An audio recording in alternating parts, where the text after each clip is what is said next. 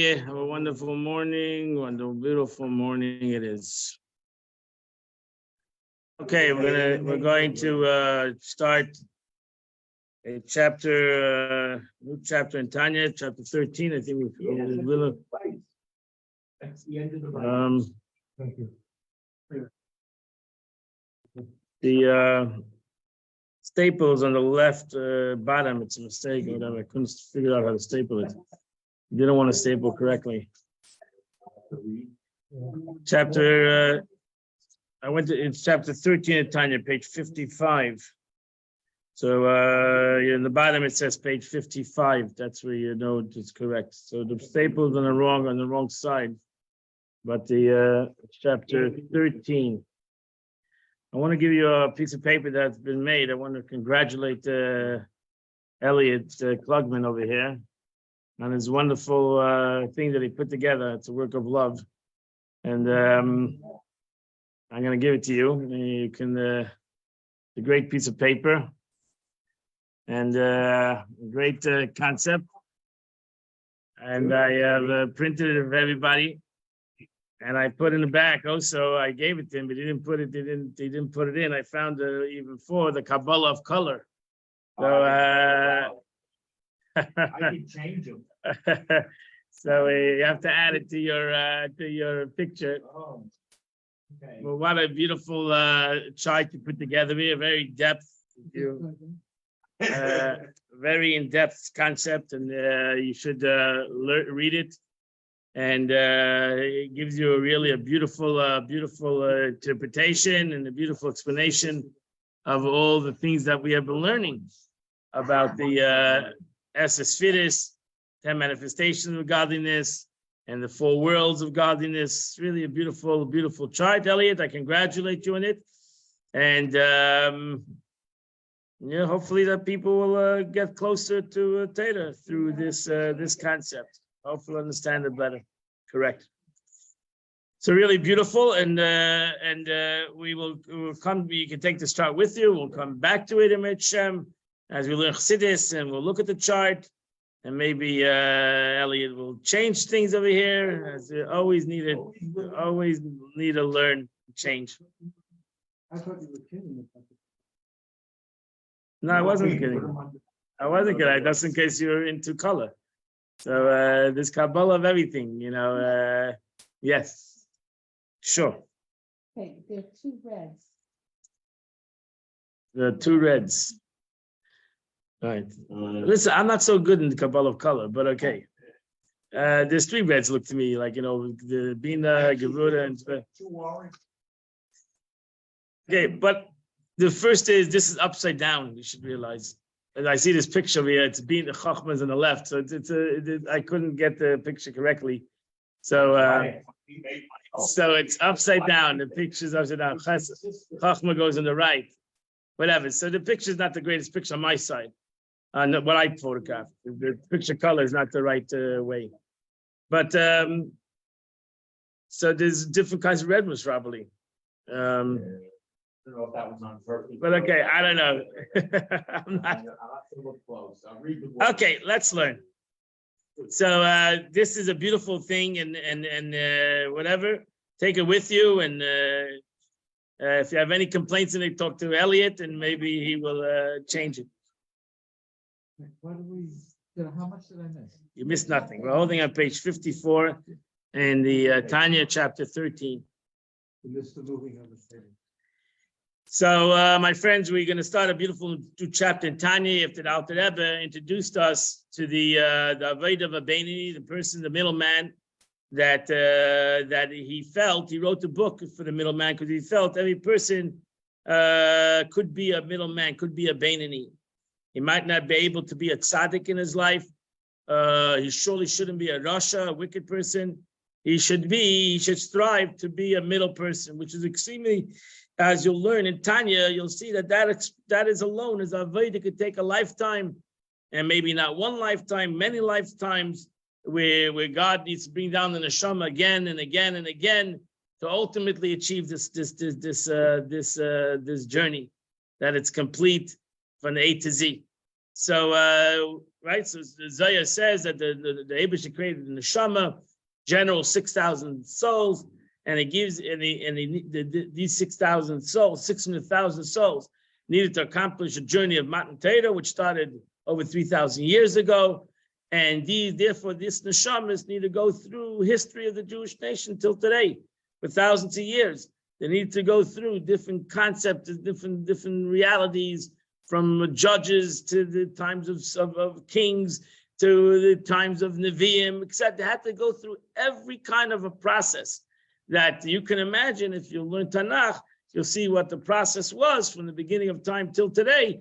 You realize we've come a long way. And what's expected? We've come a long way, baby. That's you come a long way, Baruch Hashem. And Yidden have gone through every kind of different shlab in history, every kind of different on a level of history, good times, bad times, happy times, terrible times, and all part of the journey of the soul that started thousands of years ago at Matan Torah. And that's why the Yidden said Nasa v'nishma. The Yidden said not only Nasa, but we're ready for the journey. In essence, the Eibush told them the journey, this is a history.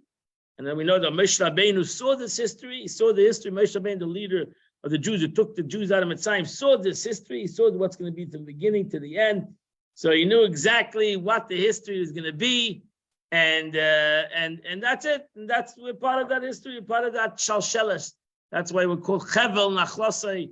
We're like a chain event. We are Jewish people like a rope from beginning of time, from Matan Torah until sitting over here today in Boca Raton. It's been a long trip, but we made it here. We made it. We're all here. That's why you come to the Book of Devarim soon. You see that Moshe Rabbeinu says to every Jew, it's important that you're here today. You're here today. So you can talk about the past, but really the past is only important if you're here today. So if you're here today, then you can say, what's about the past? If you're not here today, so who cares about the past? It has nothing to do with you anyway. So it's important to realize that you're here today. And that's the important aspect. So Baruch Hashem, you're here today. Knows about the future. We're here today. Yeah? It's the real. I know that from a human point of view. Right. Right. Well, I'm a human, so what should I do? So I cannot go away from my humanity. And yeah, it is a rough past. And but with Shem, you'll see that everything is part of the plan, the good and the bad and the ugly. But it's part of the journey. It's hard for a human being to comprehend the struggles. Even Moshe Rabbeinu had a struggle, had a problem with the struggles, etc. So therefore, as the Rebbe said, the truth is our neshamas started off according to the Zohar, according to the Arizal, our neshamas maybe are a continuation of Matan Torah, really. So every neshama went through. Every neshama is a survivor. Every neshama is an unbelievable history that it has from the time of Matan Torah. So our souls are 5,000 years old. So the Arizal says there's no new neshamas going hanging around. Every neshama is already regurgitated. But do you remember your past? No, because it's not important. If it was important, then it would be then the Eibush would make sure that you remember it. But it's not important because the most important thing is the present. Is what's happening right now. So that's what we need to focus on what's happening right now. But at the same time, realize that we have a history. It's not that we just came here. Shalom Aleichem. You arrived in 2023. You arrived thousands of years ago. You have an unbelievable history, a background that gives you the capability, and that's why in Chayvus Lavavis, in the portrait of faith, he says that's why Yidden should have the ultimate. That's why Yidden have the ultimate faith because they have a history. It's not something that happened yesterday, but it's something that they have a history. They have a history. They can learn Tanakh. And they can see the history of Am Yisrael, that it's a vast history, and it's a deep history, and it's a deep relationship between a Jew and a God. Well, yeah, it's important to realize you have a past. You didn't just come here today. So you have parents, you have grandparents, you have great grandparents, and there is a story.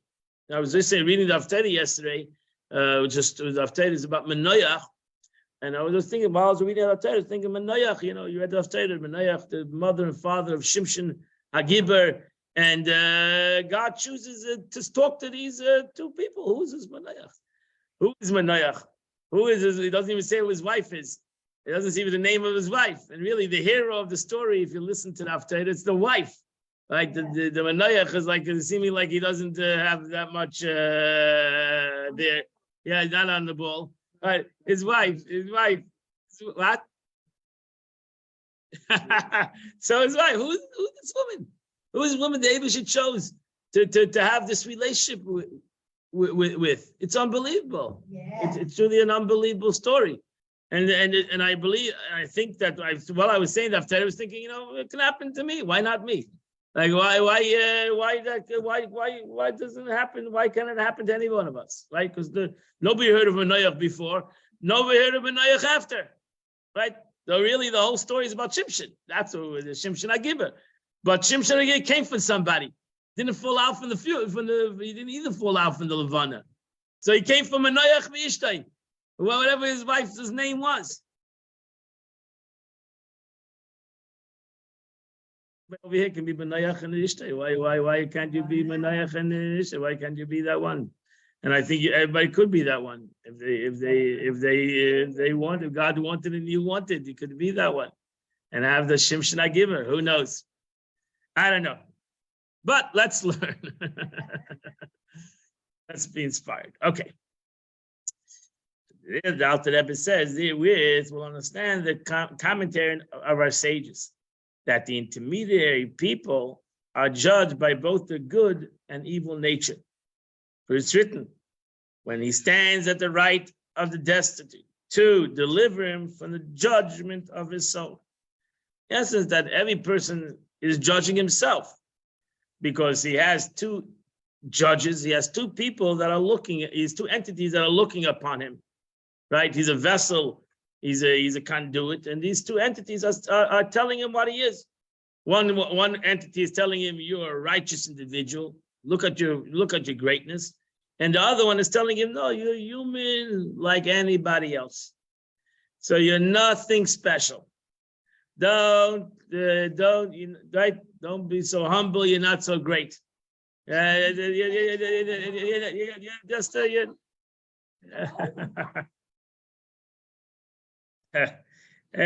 that's it. So that's the struggle. We are judgmental, about ourselves, and we have a critical side to us that looks everything in a critical way, and we have a positive side to us that looks everything in a positive way.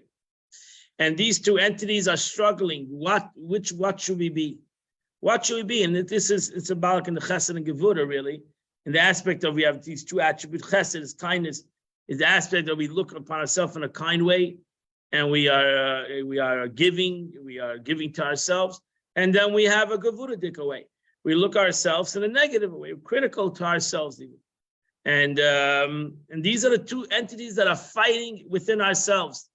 Within myself, I have these two entities, and I do good things, and I don't have a good day. Why don't I have a good day? Why is today not a good day?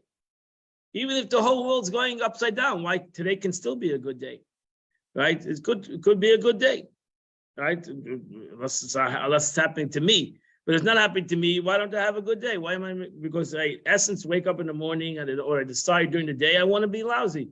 I want to feel lousy. I want to have a negative kind of a disposition. I want to have that kind of a negativity, and that's giving in to that side of me, that judge. That's giving in to that judge who says, listen, and he's right, because he's not saying a lie. It is a lousy day. I can give you a whole list of reasons why it's a lousy day today. Right? I can give you a list. When gullahs, this is not good, my bank account, my health. I can give you a list of reasons why it is a lousy day. And I'm not lying. And I can give you a list of good stuff. So the question is, who overpowers which? The list of good or the list of bad? And that's really the struggle that we go through. It can be a second struggle, but it's a struggle that we go through in life. Now we think that because we're going to think negative, the pashta negative is going to go away. So maybe some people come to that thing that they think negative, they'll be depressed, they'll suppress themselves. That will help them. It doesn't. It doesn't usually help. It makes you more negative. So this is the way it is. So how do we get out of that? We have chesed and gevura. We learned today in the morning. You have chesed and gevura. How does one get out of that? And that is midas harachamim. That's where the attribute of mercy comes in. And the Eibishter, that the Alter Rebbe said in the Chitas of today, that the Eibishter created the world with midas harachamim. He ultimately created the world with the attribute of mercy, right? So even though God said, "L'chayra," everybody should be judgmental, He wanted to create the world with truth, and that's what it is, the truth. It's the truth. The truth is that it's a lousy day. The truth is there's more severity, maybe what's going around me than positivity. So that's the truth. Now you have to. Therefore, God says the world would not withstand. The human being would not withstand. He couldn't withstand his own judgmentalness. So therefore, God gave you the third thing. That's rachamim. That's mercy. That's mercy. Teferes, beauty, glory, mercy. David just says you have to have rachmanis on yourself. You have to have mercy upon yourself. Mercy says that even though you're right, it's I should be judged to the negative, but I need rachmanis. Rachmanis says I have to overcome and move to the seat of kindness.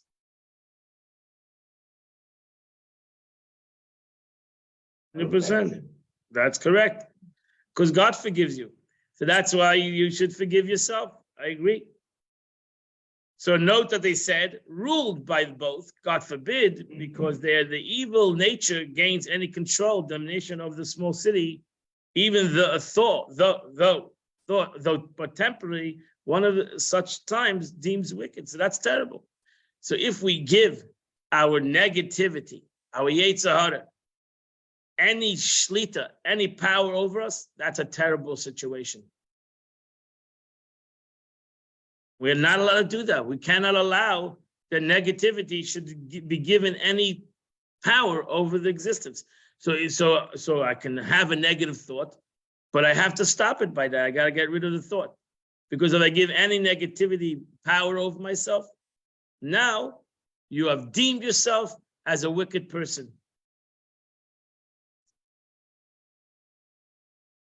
A person is not allowed to deem himself as wicked. Right? That's what we started in the beginning of Tanya. A person should not deem himself as wicked. Right? He can deem himself as struggling, as challenging, missing a couple of screws, but he can't deem himself as wicked. What? Whatever. That's when you did it already. I'm not talking about what you do. You don't have to go killing somebody. If you smoke lashon hara, you're wicked. I know. The Alter Rebbe says you're wicked even if you have a machshava zara. If you allow the thought to reign in your brain, you're already wicked. You don't have to come to do the act. You're wicked in the thought. If I can think to kill somebody, then I am a wicked person, even though I didn't kill anybody. Right? It has nothing to do with that. Surely, if you kill somebody, now you're doing a wicked act. I'm not holding by that. I'm far from that. Hopefully, I'm far from that. Look at my Zalman book it. The truth is, there's no average person. 100%. Ourselves consider not good. Correct. You're not really right. Because once you label yourself, then basically you're saying, I'm wicked, I'm finished, I'm done. The truth is, even if a person did a wicked act, chas v'shalom, he still shouldn't condemn. The court needs to say that he's wicked. Understand? It's not that he says a person comes to court and says in Jewish law, I killed somebody. He's not accepted it's not accepted. Right. So a confession of murder is not accepted in Jewish law. It has to be established by two witnesses and by a court. who establishes him as wicked. In a sense, so therefore, everybody, even a person that murders somebody has the capacity, maybe the capacity of tshuva, of repentance.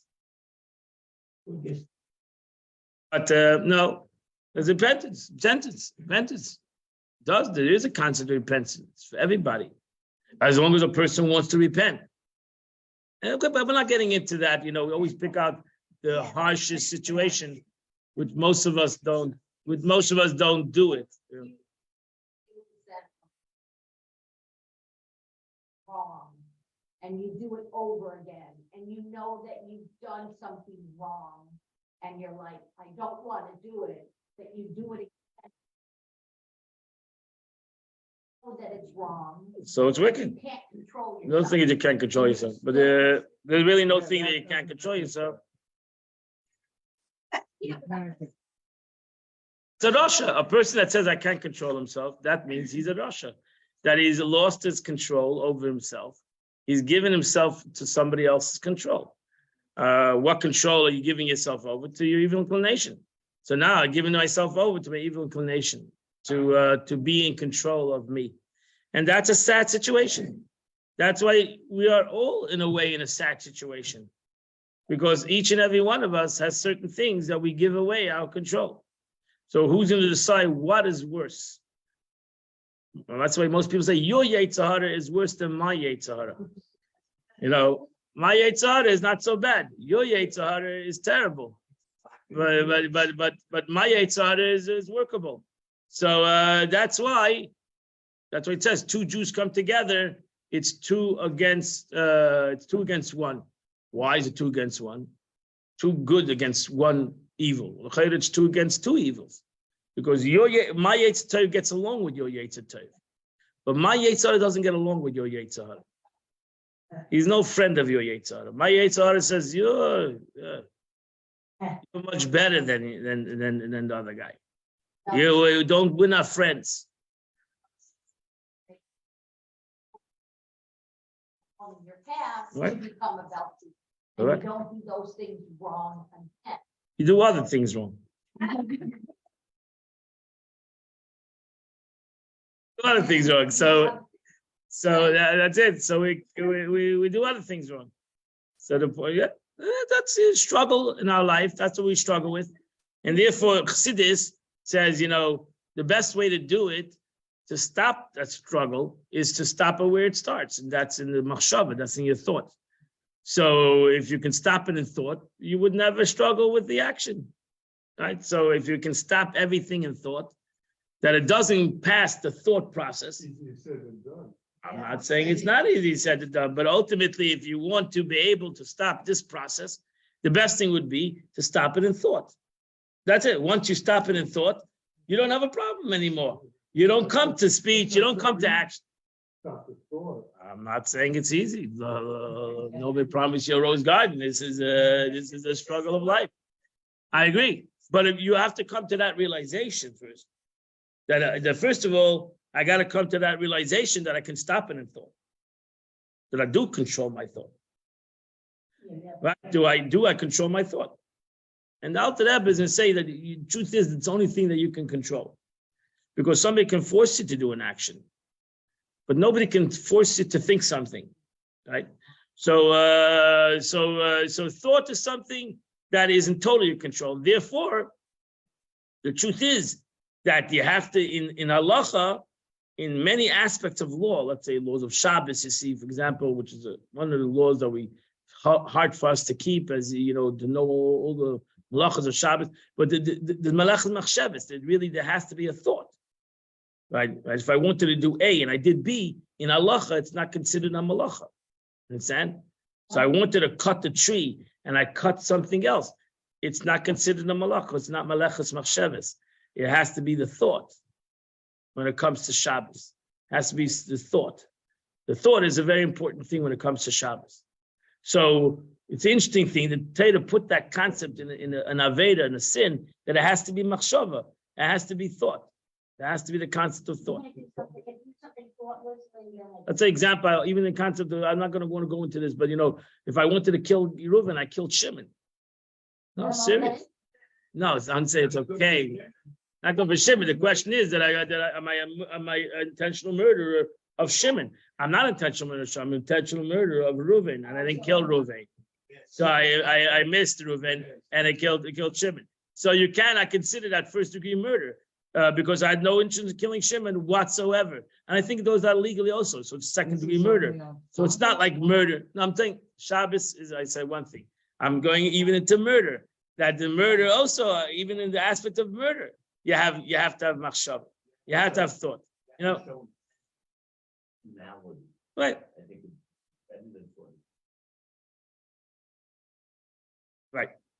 But I was thinking to myself, well, how would it, in halacha, you have to have two witnesses. How do you know that the guy wanted to kill Shimon? How do you know that he didn't want to kill Reuven? That's why there has to be hazara. That's why in Jewish law, you have to warn the guy.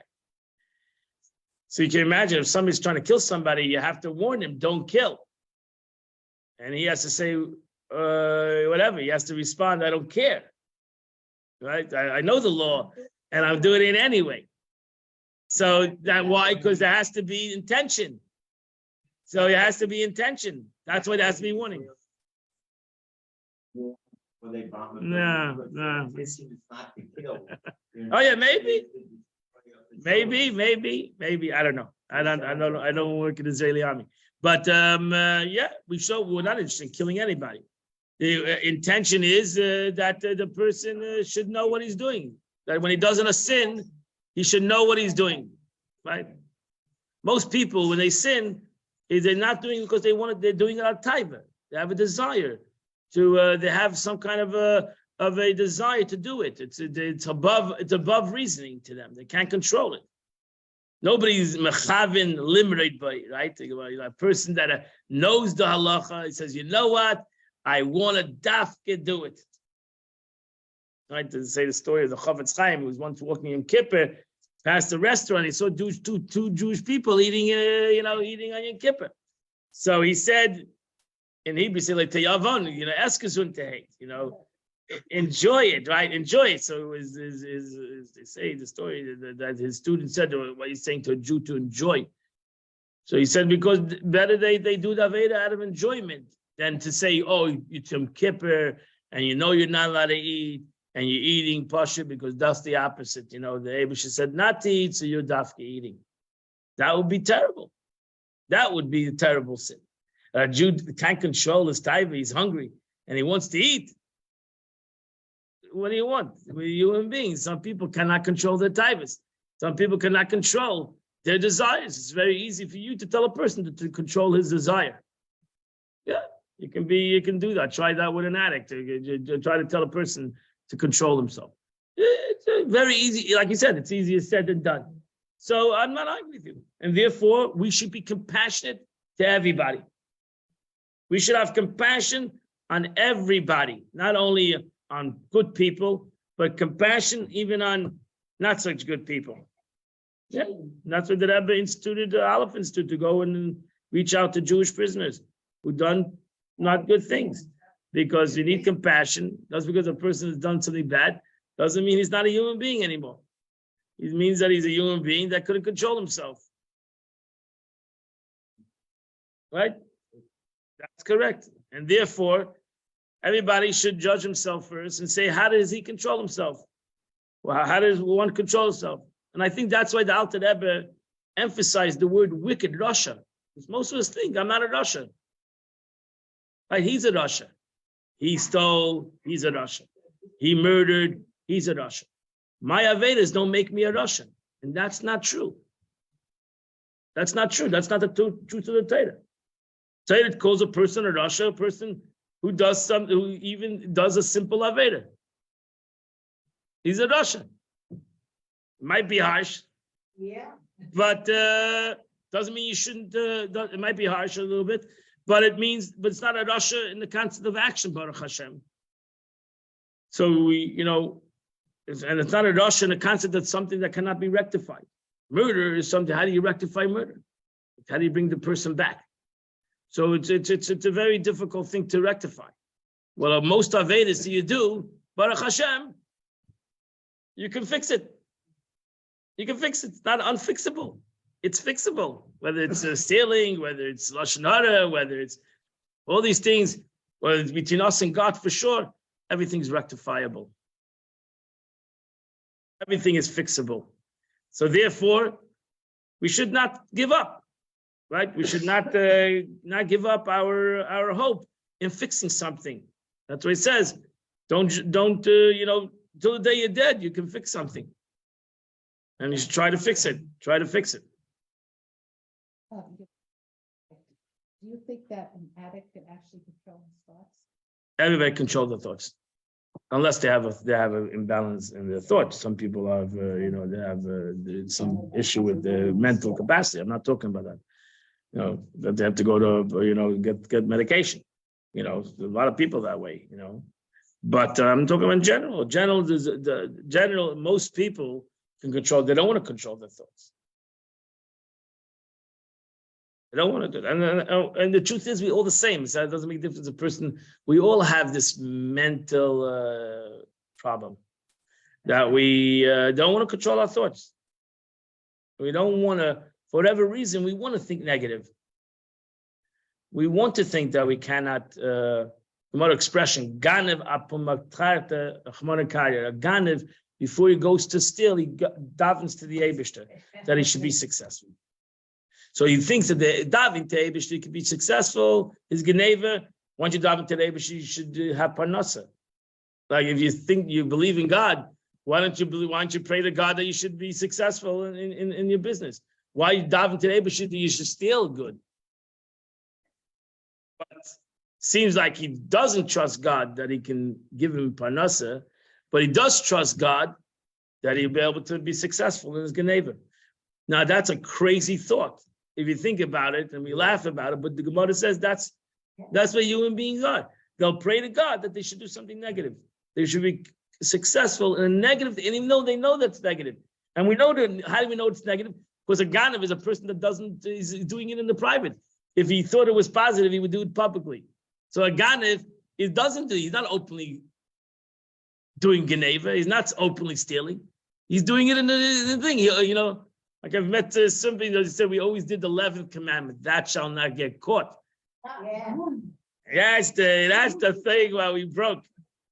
That's we broke. You broke to getting caught. I'm a shlamazel. I got caught. Right? Why did I get caught? And the truth is, Baruch Hashem, he got caught. Hashem, you stopped you stopped, got caught. Imagine if you didn't get caught, chas v'shalom.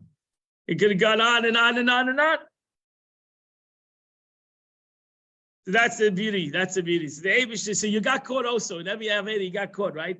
Because the Abish is watching, right? So you got caught. You were caught already. You wanted to ask something? Is it hot here or am I hot here? You're going to hold your questions. Okay. I can't imagine you holding your questions, but okay. I will take it. You're controlling your thought. Okay. Evil. Yeah. I don't understand what you're saying. I thought I heard you say that you're not allowed to say that we're wicked. Right. Then about how we're wicked. And you know, I know. That's why I said it. Because it said it. That's for shalom. Okay. I say you should know. I see you have to learn me a little bit because when somebody doesn't like something, that's when I say it a lot. You have to use reverse psychology with me, okay? Okay. Okay. I think, first of all, in general, you should realize that when I say wicked, I used to go to my father, always tell me when I would go to him and say, I think, says, what kind of wicked, how wicked are you already? Let me hear that big Aveda you did. Let me hear that big sin that you did, I don't, There's wicked and there's wicked. Well, You know. how do you make that distinction? Because not everybody had a father that did that. And I don't know how to make the distinction when you say wicked. I try to translate it into something else. I'm not allowed to say. Challenged. Is challenge a good word? I don't know. I just came up with it. Challenged. Okay. You're challenged. Yeah, it's an appropriate word. You're challenged. You're challenged in your individual. You're challenged. Right? We're wicked, but we could say we have a challenge. Yeah, we have a challenge. And then the other thing I didn't understand is that, you know, if somebody, like about the thing about our thoughts, like let's say you're standing there and somebody murders someone next to you, or child gets molested, or the whole in the world. I Yeah. don't understand if you have thoughts, but you don't want to repress. I feel sad somebody passed away. I feel sad that whatever it is, you know, I Yeah. feel this, I feel that. Why but don't then- you want to repress your feelings? Because it's very If important it's to hurt, repress if your it's feelings and they don't harmful go to away. yourself, To yourself. press Because I'm something understanding about my book it to that's say. harmful to yourself. When you, Oh, excuse me. I- how are you? I think I understand the I problem. think you need to be angry of the evil that's happened. You shouldn't. I don't think you should suppress your feelings totally, because I think it's unhealthy. I agree with you on that. And even Allah, when somebody dies, then there's 7 days of mourning, and you should have remorse and feelings of mourning, but it needs to stop. It needs to come to a conclusion, and that's why you need to. Right, it needs to come to a conclusion, because even Shem b'simcha, because if I'm not going to ultimately either work through my feelings of this negative thing or ultimately come to suppress it, it's going to be I will hurt myself leilam vod, and that's what people ultimately do. You know, people do that to themselves. They have feelings and they don't work on their feelings. So there's a way that the daiga belida yasechen alachedim. Maybe you go get help, talk to somebody to express it and get it, go through it. It's not I'm not saying that's an easy thing, but ultimately, if you're not going to do that, you're going to hurt yourself. Feelings, but it could be that, like I just spent Shabbos with our mom. She's like, Yeah, you know, she misses her husband every time Yeah. she walks in the house. I understand. Okay, so I'm getting a little control myself, you know, like I have feelings, I have thoughts. And you should have. Getting a little about control your thoughts, but how do you feel your feelings and control your thoughts? without Again, repressing there's two your things. feelings? There's That's two the things. first. There's two things. There's a feeling of that the person we're missing a person. Let's say a person passed away. We're missing a person, right? The person is lost. They're not going to be here, and it's not going to be until Mashiach comes, and that's a reality. But does that mean that life is over? No, it's not the reality. That's not the reality. So you need to be able to separate your feelings. And that's it. So have a process. That's why there's 7 days of mourning, and there's 30 days of mourning, and there's 11 months of mourning. There's a process, but ultimately the process has to come to conclusion. And the conclusion is, I will be always sad missing a person, but I'm going to continue to live. Because not only that, as Chassidus tells you, the neshama also wants you to live. So everybody wants a person to be happy and to live. So the neshama, if you're so hurt that the neshama is not here anymore, now what are you thinking about? You're thinking about yourself, not about the neshama. The Rebbe once told a person, if you're mourning so much that soul, then if you're unhappy, that soul's unhappy. Because the soul is an elam emes. So the soul is an elam emes, and in the world of truth, it's only about kindness and about goodness and about happiness. So therefore, the soul's app wants you to be happy. I don't see that person in that form. The Rebbe once, a person once wrote to the Rebbe, say in the story, the person once wrote to the Rebbe, say the story, that she lost her husband, whatever, 5 years ago, and now she married another husband, another man, and she has a dilemma because this husband He's a little bit immature and doesn't want that she should do the yard site of her previous husband. Wow.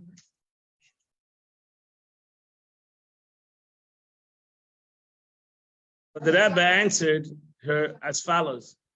The Rebbe said, your husband, your previous husband, the Shama, who's in Gan Eden, wants to have happiness and tranquility and peace. And he wants you to also have peace and happiness and tranquility. And therefore, have peace and happiness, tranquility. If your husband's immature and didn't say that, well, that's his problem. You should have happiness, peace, and tranquility. Because that's what the neshama of your husband wants. What does your husband want? Oh, let's make a fight over here. You should remember me and should create a fight. No. Forget about me. Be happy. Be happy. And that's the mistake. So you're thinking, oh, I'm gonna be sad, and that's gonna memorialize my loved one by being sad. No, your loved one says, forget me, be happy. Forget me, be happy. And that's what we need to do. Why? Not because your loved one says, forget me. Because if it's going to bring unhappiness, if this memory is bringing unhappiness, so what's worth this memory? A memory needs to bring happiness. And I believe that's the reason why every time it bothers me, we say Yisker, Dafka on a Simcha, on a Yom Tov. Doesn't make sense. It doesn't really make sense. It's such a contradiction. Such a contradiction. It's such a contradiction. Every Yom Tov we say Yisker.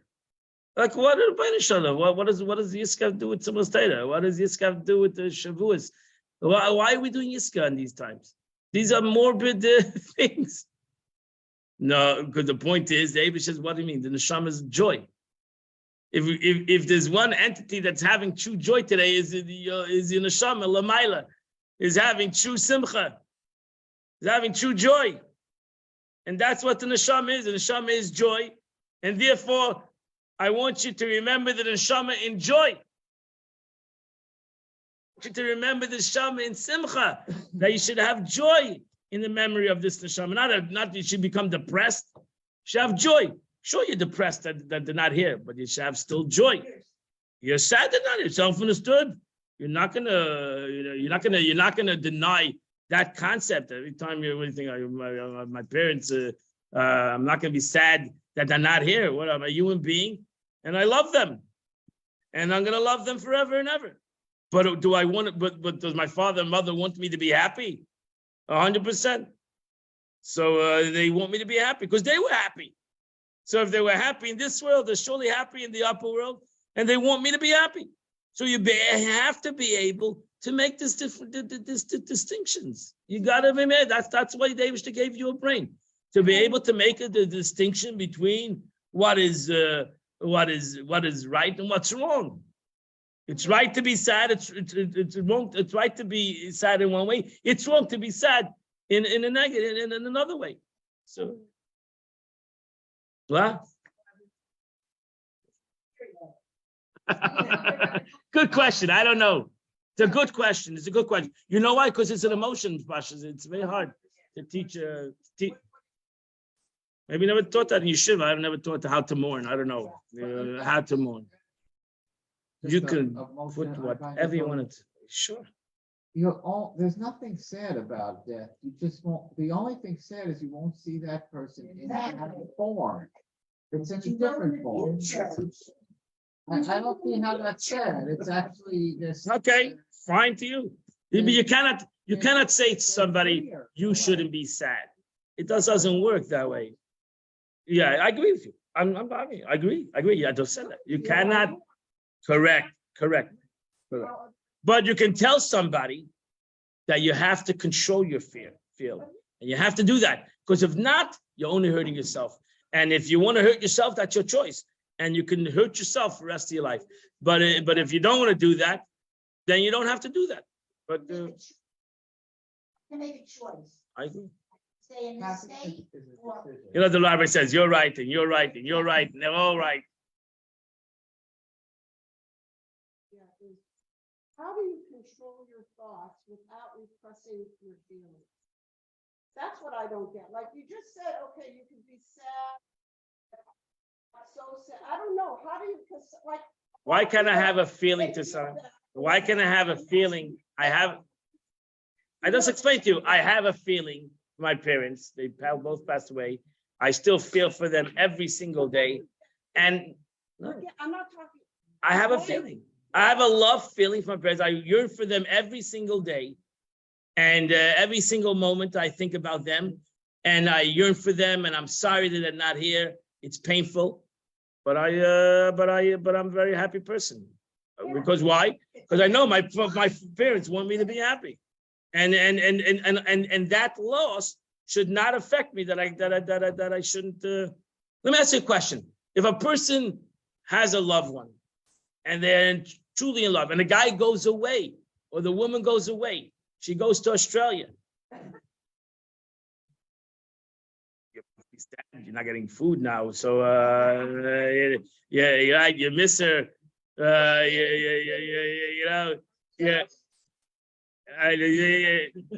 Not like my wife. So you miss her and etc. But you know that they're coming back. That's it. They're coming back. So you have a separation, but not that it's over. It's not over. So it's not over. It's not over.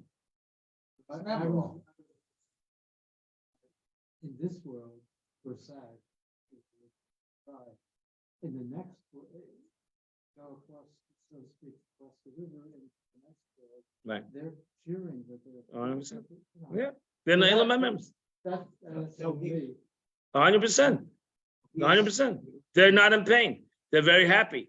And they want, my point was that the Rebbe went a step further. They want you to be happy. You understand? Because since we're connected and you'll always be connected, so they want you to be happy. What they want you to be sad. Okay. And number two is, I would say the most important thing, there are certain things that are not in your control. So life and death is not in your control. Not in your control. How can you be sad on something that's not in your control? If you did something, you should be more sad on my Lashon Hara than on this thing, because that's not in my control. Simply out of my control. It's in the Abish control. That's why I said Baruch Dynamics. It's in the Abish control. It's God control. I have no control of it. I didn't want this to happen. I have no desire in it happening. It happened. The Abish runs the world. I should be really more sad on the things that I have to control over. That's the things I really need to be sad about. The things I have control over. I have no control over the life and death of my loved ones. If it would be up to me, there would be a la'olam va'ed. That's it. There would be a la'olam va'ed. Why not? There would be a la'olam va'ed. If you ask me, there should be a la'olam va'ed. Forever and ever. I knew that. Okay, good. Forever and ever. It should be here forever and ever. But it's out of my control. You're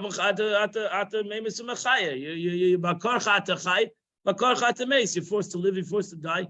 It's out of my control. It's not in my control. I take no, and that's the biggest problem when it comes especially to death. People think that it's their fault, their guilt. Oh, you didn't do this right, I didn't do that right. Well, it's all Baba Mises. It's the Abish to control and does what he wants. And that's it. And to me, it's dying emes, you know. But it's Sadiq, it's a din, it's a concept of judgment by God. And I accept the judgment of God. But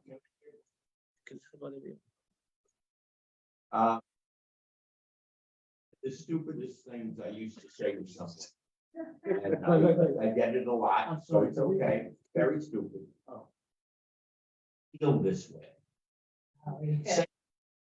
Answer is, you feel how you feel. Your emotions, necessarily true emotions, but they're your emotions. You feel something because you have no choice in it. The question is not how you feel. It's whether you allow your feelings to guide you in action. Whether you take your feelings and let your feelings become your actions, or whether you are the master over your actions. To act out of that feeling. First, the feeling not be an honest feeling. You feel upset, just, so what? And put the word "so what" after that, and you will Be find a careful. whole different path for you. I think, So what? I think, So what? I think you have to be careful what you say, but I would say, I would like to say this. The Alter Rebbe, I said this many times, when you learn Tanya, and maybe this will answer your question. When you learn Tanya in general, the Alter Rebbe said, this is like a chiddush between you and him, okay? This is a personal audience. You're having a chiddush, not with Zalman Buket. We're learning Tanya, we're learning the Alter Rebbe. He's having a personal chiddush. He says, I know you, I can comprehend you. I know what you're feeling, what you're not feeling. I don't think anybody else over here knows another person's feelings, or even to control another person's feelings. You know, I've sat through Shiva already a couple of times, and you sit in Shiva and people say the most stupidest things. But and they don't mean it out of bad. They don't mean bad. They don't mean bad. They all mean well. They all mean, nobody, nobody means bad. Everybody means well, but ultimately they're stupid things. So like people, I mean, I could write a book of all the stupid things that people say, right? Did you better play? So that's going to help me a lot. You know, I feel your pain, which is Baba Mises, and whatever. Oh, on and on and on, right? If when halacha says, just be quiet, just be there. And that's it. That's it. You're there to be there. That's it. You're not there to say anything. Because maybe you're going to say the wrong thing. The best thing is to tell them, I'm here. That's it. I'm here. I'm here. That's it. That's the point of it. That's it. Nothing more, nothing less. And unless the person wants to express himself. And now he asks you to express himself something else. That's why you shouldn't say anything until the mourner says something. And he's like, but people don't do that. Because people mean well. I understand. People mean well. And they should all get a cheat sheet before they go into a mourner's house, what to say and what not to say. Okay? And maybe just to give a cheat, say nothing. Nobody's interested in your philosophy, in your outlook on life, and handle it. And all these expressions. You're strong. You'll get through it. All these things that people are not interested in a sitting shiva to hear. They're not interested in hearing anything. Truth is, so therefore, this Tanya, the Alter Rebbe is talking to you privately. I honestly, I agree with you that any expression would be a terrible, it's not a good expression. You cannot give an expression to everybody. And the truth is, that's why I try to stick to the words of the Tanya. Because the Alter Rebbe, you have to imagine, it was sitting here, and the Alter Rebbe is sitting here. And trust me, if he would talk to you, you would accept it. Understand? Because you would feel that Hitak is talking not as a negative way. He's talking to you because he loves you, and he's telling you the truth and how you can overcome these issues. That's the way you need to learn Tanya.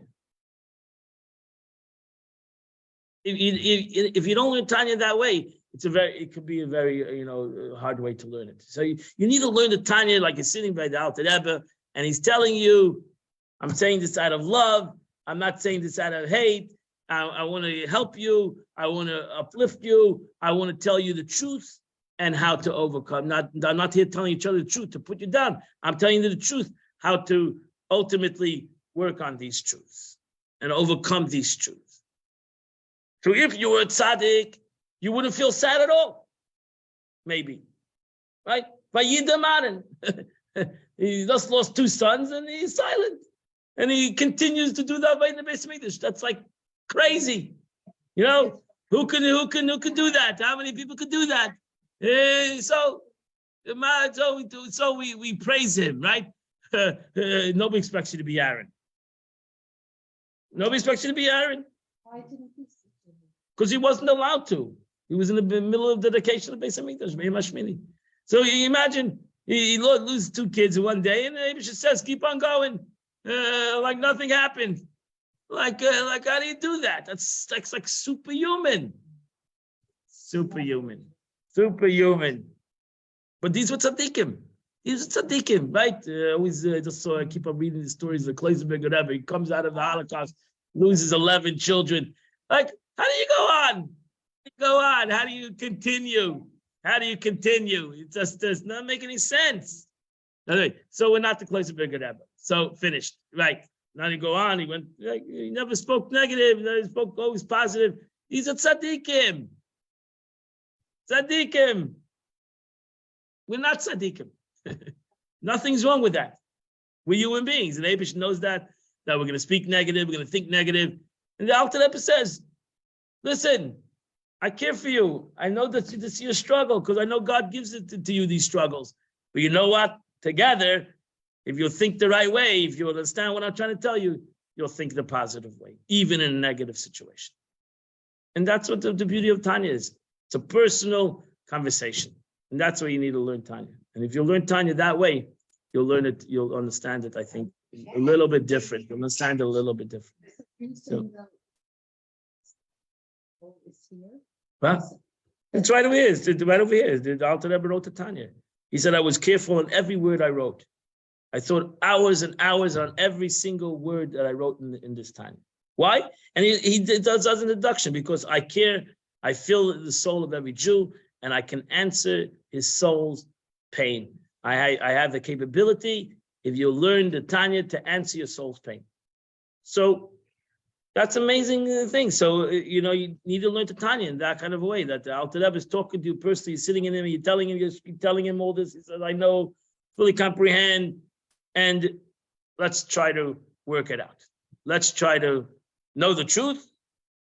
And as Alter Rebbe demanded emes, not to push things under the rug, and we'll say what is true, and through the truth, we'll come to work things out.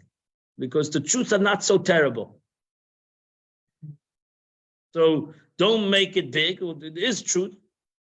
We have negativity, but we'll work it out. We'll slowly diminish that truth. We'll slowly diminish that negativity. You're not going to be able to change negativity in a moment. We'll slowly diminish it, and we'll slowly push it down. We'll put it in its right place, and we'll slowly, step by step. That's what the Alter Rebbe said right in the beginning of time. This is a long but short way. I'm not giving you a short fix, because I'm giving you a fix that's going to deal with your brain, with your seichel, with your intellect. So if you want to deal with your intellect, it's going to take a long time. But you know what? If you give the time and you give it, you'll ultimately work it out. You'll ultimately work it out. That was the expression of the truth will set you free. Yeah, that is a true thing. That's it. Truth is the Alter Rebbe. His son said that if the Alter Rebbe didn't demand so much truth, he would have much more chassidim. Because still, everybody wants to come for the fast, quick fix. Yeah. And the Alter Rebbe said, no, I'm not doing that. I want to go step by step. I want to learn with you. I want to sit with you. I want to explain to you. You should understand it. I want that there should be a truth. Running away from the truth is not going to help anything. It's going to come up the truth later. So know the truth. Know who you are. Know your shortcomings. They're not so terrible. We're not giving these shortcomings. You didn't buy these shortcomings. You didn't need the challenges. You didn't buy it. I gave you, the Eibishter gave you these challenges. He gave it to you for a reason. And therefore, embrace it. You might as well embrace it than fight it. Fight it anyway. We could fight it. We can't fight it. And therefore, embrace it. Right? So therefore, embrace it. Learn how to embrace your challenges. Learn how to embrace your midas, your midas, your character that might be flawed and might not be perfect, and say, the Eibishter gave me these characteristics, and therefore I'm going to use it out for the best. I'm going to use it out for the best in any kind of way I can. That's why we're here. And that's the beauty. That's what we came into. We came on into Yechidus of the Alter Rebbe. Let's see the Alter Rebbe again. Again, you have to. The Alter Rebbe is talking to you, and I agree. It's very hard to give an answer for one, like especially when it comes to emotions and feelings, because there's no such thing as one answer. To every person has a different emotion. Every person has a different feeling to everything. It's impossible to be able to do that. It's impossible. It's a great challenge what the Alter Rebbe took upon himself with this to be able to. That's why most Books don't deal with that. Don't deal with the feelings of a person. Do and don't. Who cares about your feelings? Who cares? Right? That's the easiest thing. Do this, don't do that. Do this because you're going to go to Gehenna. Don't do it because you're going to go to Gehenna. Finish. That's it. Alter Rebbe went to the person's feelings. You're touching tough stuff. You're going into personal things. This is a tough subject. Like, how are you going to deal with it? But Alter Rebbe said, I'm going to try to deal with it. If the person wants to learn and the person wants to take step by step with me, we will deal with it and we'll hopefully come to a positive ending. It's going to take time. It's not going to happen tomorrow. It's going to take time. Maybe you'll have to learn, that's what the Frierdiker Rebbe said, everybody should learn a Tanya every year. So you learn it and you learn it and you learn it. Maybe if the 20 years, it will change the way you think in your mind. And that's what Alter Rebbe wanted. He didn't want that he would change your mind. He wanted that you would change your mind. You would ultimately change your mind. You would ultimately come to the conclusion that things should be different. I should think things differently. And that would be that's the greatest success. And that's why it's a long time.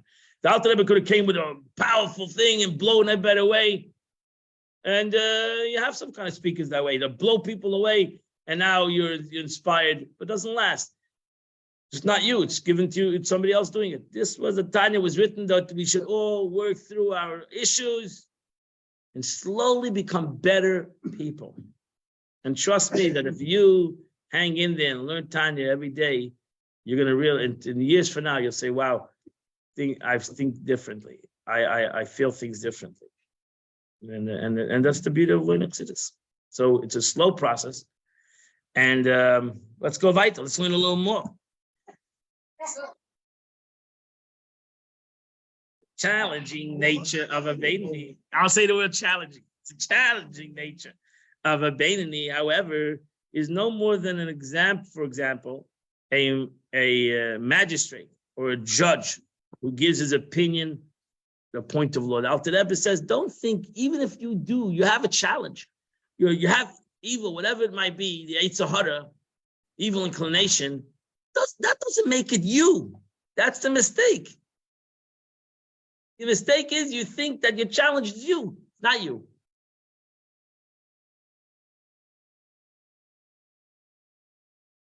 It's directed at you. It is challenging you, but it's not you. It doesn't define who you are. Even if you do the evil, it doesn't define who you are. It doesn't define you. That's your first mistake. You're pure. They must have created you in purity, without any. Which kid is born? Every kid is born pure. Every kid is born pure. Because you take on David, just throws challenges to you, and slowly you start doing negative things. So but it's not you. That's it. It's not you. Born Zalman Bucket. When I was a baby, I was pure. Everybody loved me. It's cute as heck. Hey. Right? Everybody loves a baby, right? I said yesterday, a child can break things, destroy things. It's cute. It's cute, right? No, one. No, always cute. Cute. Oh, it's beautiful, right? Right? Child can come in 2 o'clock in the morning, wake you up, scream. No, you'll hug it. You love it, right? If he's 20 years old and comes, wakes you up, then until you have a problem. But he's a little baby, 2 years old. Oh, beautiful. What a great relationship. Right? That's the way love. That's love, right? I love him, right? Oh, he's terrible. He's waking up at 3 o'clock in the morning. He's fishing all over the house. He's breaking things. Tall guy, Ziskite. It's my Ziskite, right? Right. I blame it on myself. Oh, the house needs to be childproof, whatever. I don't say the kid's a monster. It's a beautiful thing. That's it. we don't define. Kid breaks something. Oh, he's gonna be a ganef, right? You don't like the child. Oh, because he's gonna be a doctor. You don't know what the kid's gonna be. So you love him because you love him.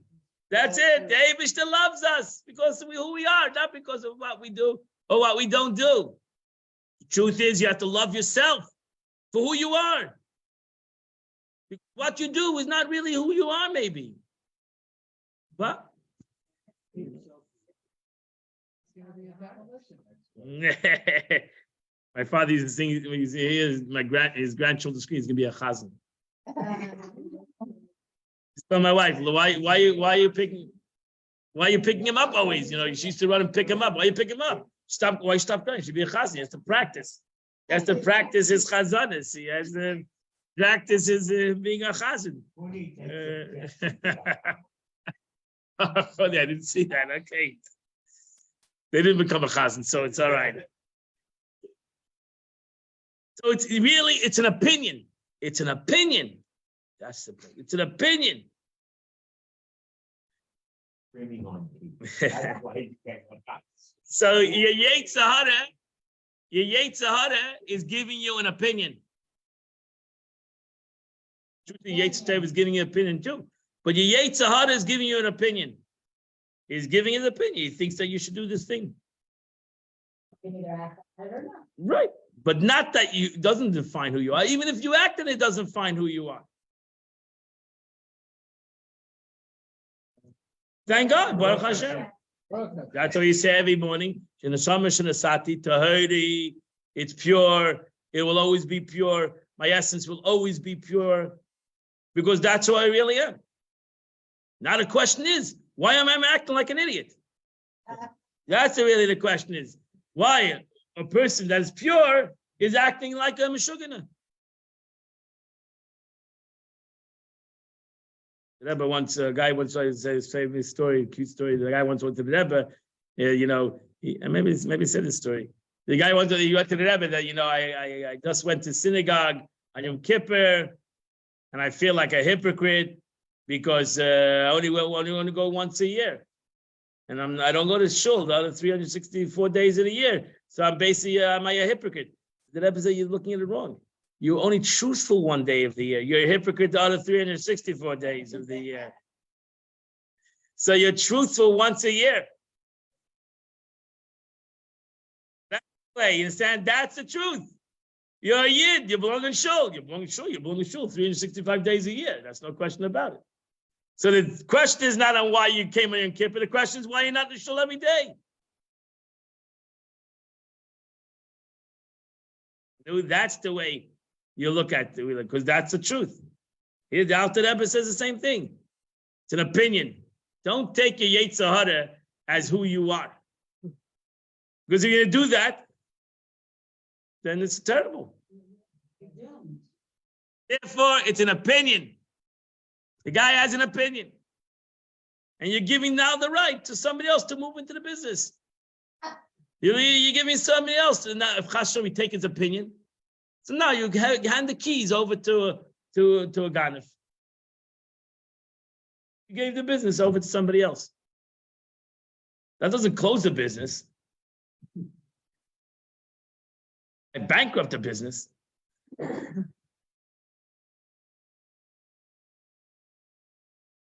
You understand the Alter Rebbe is beautiful stuff. So he says, even all this negativity, this is all outside interference. It's all outside interference that comes into a human being. The Eibush just throws in these out, and it's coming to push you in certain directions.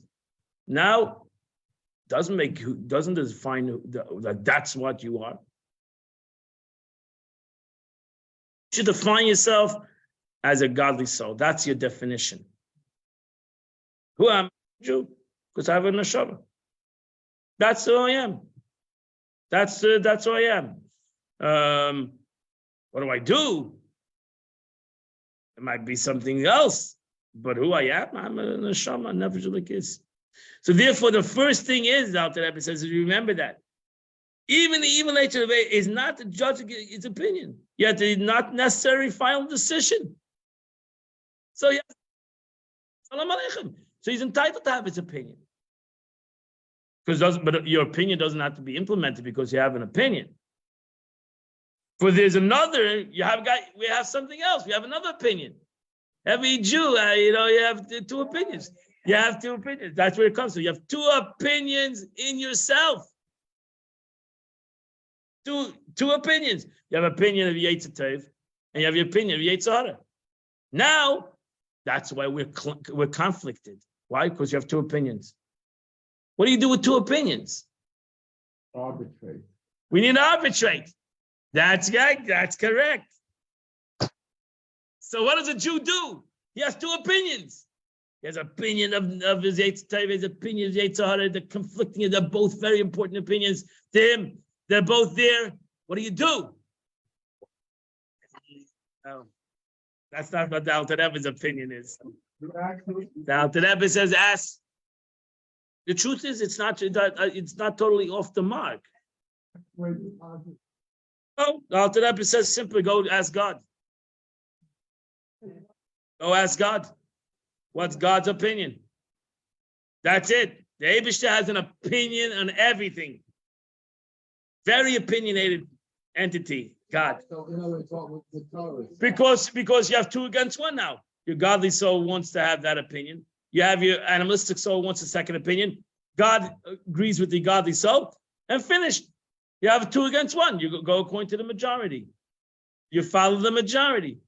So now you're not going against the majority. You're going to follow the evil opinion. Your negative opinion every time. Two against one says, why are you going with one opinion? There's two opinions that disagrees with the one opinion. Go with the one opinion. Now you might ask a question, what do I know what God wants? Go learn. Go open a Shulchan Aruch. Go open a Shulchan Aruch, and God will tell you what you should do or not do. Everything. Cover from how to go to the toilet to how to daven. So the Eibishter tells you exactly what to do. He has an opinion too. It's a simple solution. And follow the Alavai. So you imagine if you do that every time? That's it. He tells you. He how tells to you. sleep, which side you should begin on, Correct. which side you should finish That's on. it. Very opinionated. So now you have two against one. Simple solution. Very sound simple. Let's say you say to yourself, I don't know, pick any negative thing, I'm selfish, I'm mean, I'm whatever, so how do you tell the difference between when you're really being truthful or when it's your Yetzer Hara? Like I've heard people say, if you're using I or you. There's a beautiful Rambam. Look in the Rambam, in Maimonides. He writes in the beginning of Sefer Hamada. You can learn Rambam. Sefer Hamada, the Rambam talks about how midas, how to control your midas. Pi Halacha. He's writing a book of Halacha. Tells you how to control your character. Beautiful stuff. Beautiful stuff. And the thing that Rebbe would always say that the Rambam's midas is emotions. What does do with halacha? No, that's do with halacha. Because the Eibishter wants you to have good midas tavis. He wants you to have midas tavis. Because God understands that if you don't have midas tavis, well, this whole Torah is in a corrupt vessel, in a very unclean vessel. If you take the beauty of the Torah, you put it into a character, a body of a person that if it has midas rois, if it has terrible attributes, character, everything's going to come out terrible. So the first thing, that's why derech eretz kadmul Torah. That's why the expression came. Derech eretz kadmul Torah. Because if you take the Torah and you put it into this vessel, what is the Torah worth? It's worthless. Not even worth, it could be terrible. You midas rois, you take the beauty of the Torah, the purity of godliness, you put it into a vessel, a dirty vessel, it's going to come out dirty. So therefore, the Rambam, before he writes his whole book, in the beginning of his whole book is midas. That's how he starts off his book. So what does it say for what? The Rambam, the book around the 14. So the first was mother, right? How to be a mensch. Simple as that. How to be a mensch. How to eat like a mensch. How to sleep like a mensch. How to talk like a mensch. And then the Rambam goes and says, there's midas in everybody. People something like this, people something like that, people something. He goes through beautifully. We did that already. But this is the first step. In the beginning, they're not mad. We're holding Ava already. We're holding Zmanim. We're already. I don't, can you say the English of whatever? I know. The Rambam is divided into 14 books. So is it the book of Mother. character traits? Character traits, correct. Mother. But it's all in. No, they're not in English. Chabad. Whatever. You can learn. That's why we learn Pirkei Avos, ethics of our fathers. We learn the whole summer. We learn Pirkei Avos, ethics of our fathers, to help out our midas, to work on our midas. And right, we try to bring about Torah to teach us how to be better people, how to be better people, how to have midas tovus, how to have good character. That's not gonna change us. They're gonna come different people. It's gonna make us better, and that's it. So we need to learn. We need to learn. So therefore, that's what the Alter Rebbe says. Go learn Torah. Go to God. See what God tells you to do. And now you have the best solution. So a Jewish person shouldn't be at loss. It can be challenged. And therefore the Alter Rebbe says, when you're doing something negative, know the truth also. Don't be fooled. Say, oh, I'm not doing what I'm doing. No, you know what you're doing. Because you have the conflict. And you should have gone to Shulchan Aruch. You should have gone to the Torah and see what the Torah says and finished. That's your solution. Again, it's easy said and done. But is there a solution? Yes, there is a solution. The solution is follow first of all what's right in your conscience, your positive conscience. And if you have a struggle, go to Torah and see what the Torah says. This is what God says. It's a tov. You have the two judges that are giving opinions, and now go to the third opinion.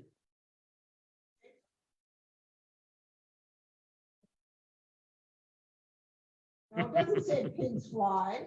It says something.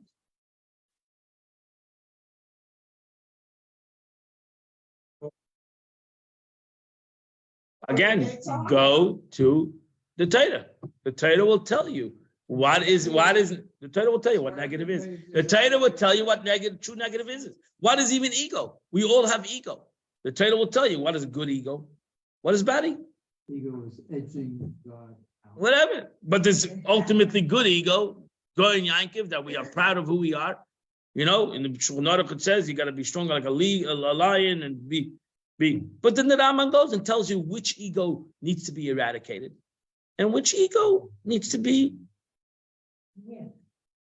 developed, supported. And there's a good ego and there's a bad ego. There's a good jealousy and bad jealousy that Rambam writes. Jealousy of wisdom is a good jealousy. You have the expression, the Mishnah says, Hakina, Taiva, covered. Kina, jealousy, Taiva, desire, covered, honor, takes a person out of life. But those three things, without it, you wouldn't have life either. So you need jealousy. You need to have taiva. Good desires are good things. And you need to have covet. You need to have self-worth. You're not a shmata.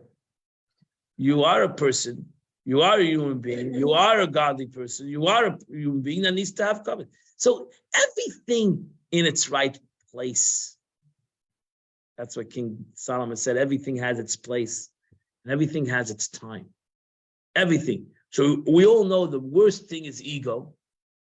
But what would a person be without any ego?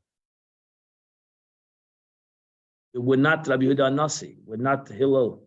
We're not. And if we didn't have a little ego, we wouldn't be a good situation in this world. So everything needs to be done correctly. You need to go to a mourner. Do it correctly.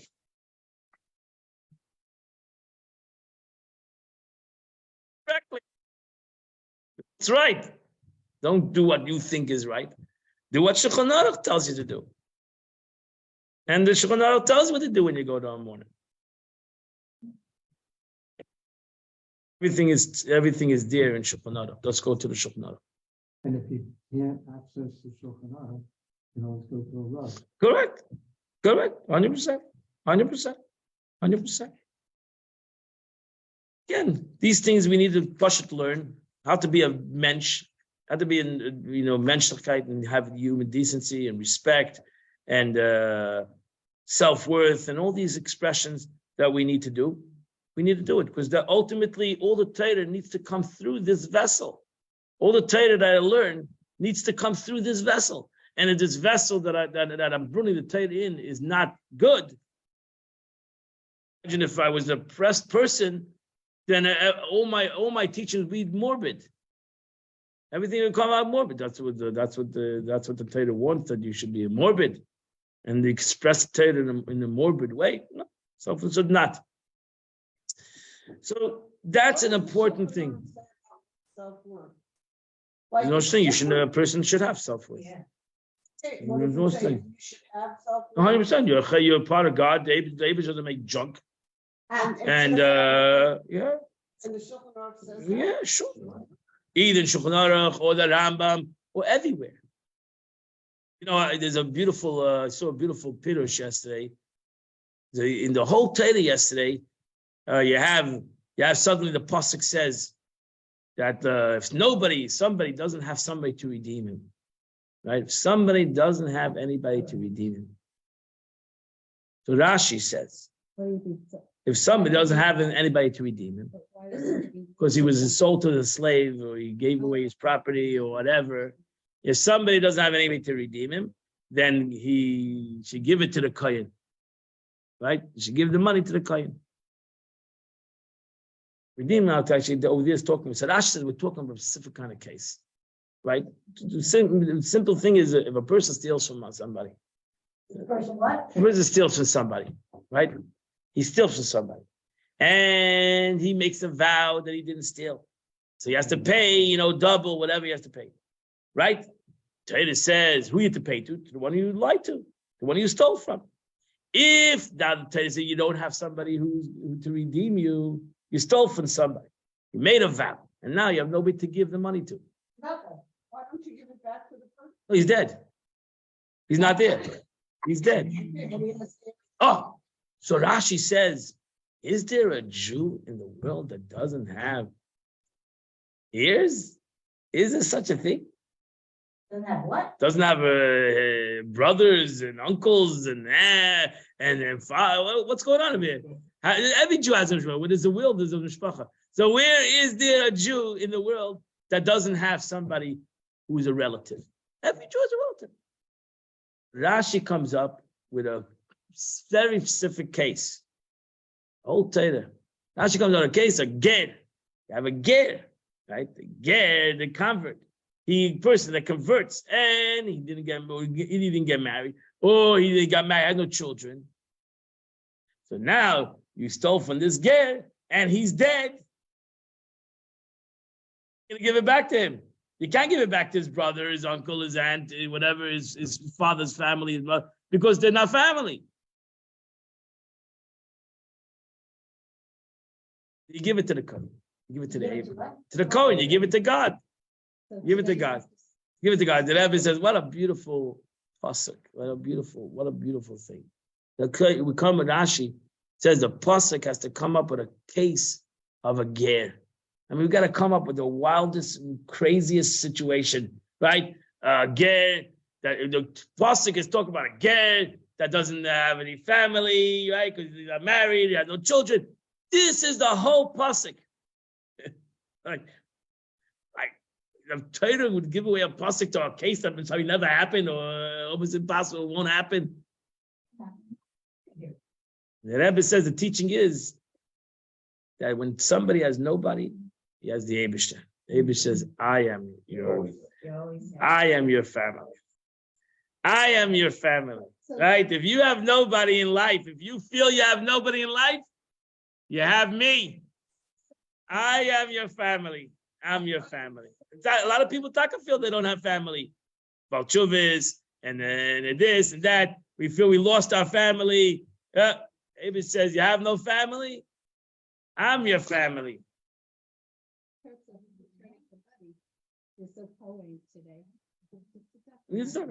But that's not I'm told the teaching. The Rebbe said that the pasuk, that Rashi shows that the Eibishter says that the Itaka, we have to come onto a crazy case. But the lesson is that everybody should feel that you have the Eibishter. So you're not sitting alone on Friday night. You're not sitting by yourself. I'm your guest. I'm the guest. I'm there. I'm the guest. I'm there with you. I'm sitting with you at this table. Let me finish this off. I wish you all, wow, we went ahead of us. That's our problem. We don't sit outside. We're sitting so comfortable over here. So, Children are not interrupting us. children are interrupted. Have a good day. I wish you all a good day. Mish see you.